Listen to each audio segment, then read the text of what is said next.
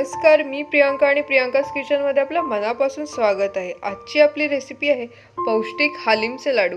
हालीम म्हणजेच आळीव असं सुद्धा म्हटलं जातं याला। आज मी तुम्हाला हालीम आणि ओल्या नारळाचे लाडू दाखवणार आहे। इथे मी एका नारळाचं किसलेलं खोबरं घेतलंय। प्रथम आपण हालीम भाजून घेऊया। हा जवळजवळ 150 ग्रॅम हालीम आहे। हालीम जास्त आपल्याला भाजायचं नाहीये, तो असा तुडतुड वाजायला लागला की लगेच आपण उतरून घेऊया। पण 2 चमचे गावठी तूप टाकूया।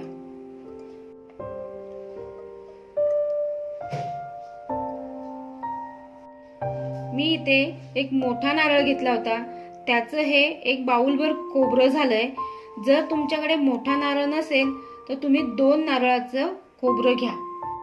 आता हे खोबरं तुपामध्ये आपण परतून घेऊया।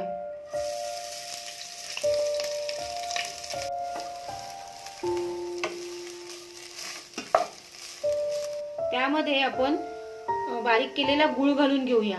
हा पाव किलो गूळ आहे।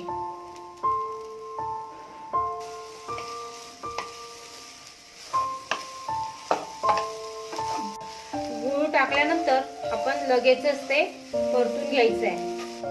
आपण मगाशी हालीम परतून घेतला होता, तोही त्याच्यावर आता टाकूया।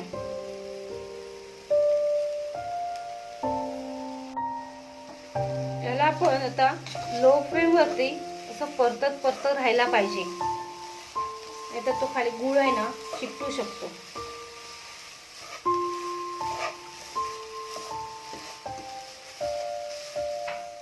हालीमचे लाडू करायला पण एकदम इझी आहेत आणि ते शरीराला पौष्टिकही आहेत। त्याला फार अशी मेहनत पण लागत नाहीये। हालीमचे लाडू आहेत ना, हे फार काळ टिकत नाही। ते जर आपल्याला जरा जास्त 15 वगैरे दिवस जर ठेवायचे असतील तर तो लो फ्लेम वरती खूप वेळ असं आपल्याला परतून त्यामधलं पाणी आटवावं लागतं। हे फ्रीज मध्ये लाडू राहू शकतात। जर आपण हे लाडू फ्रीज मध्ये ठेवले तर टिकतात खरे, पण तेवढी टेस्ट लागत नाही त्याला। हे आपण आता न थांबता चांगलं 5 मिनिटं परतून घेऊया आणि त्याचे नंतर मग आपण लाडू वळूया। साधे आणि सोपे एकदम पौष्टिक लाडू हालीमचे तयार होतात। आता हे गॅसवर उतरून 5 मिनिटं झाली आहेत। आता हे साधारण गरम आहे, त्यावेळीच आपण लाडू वळून घेऊया।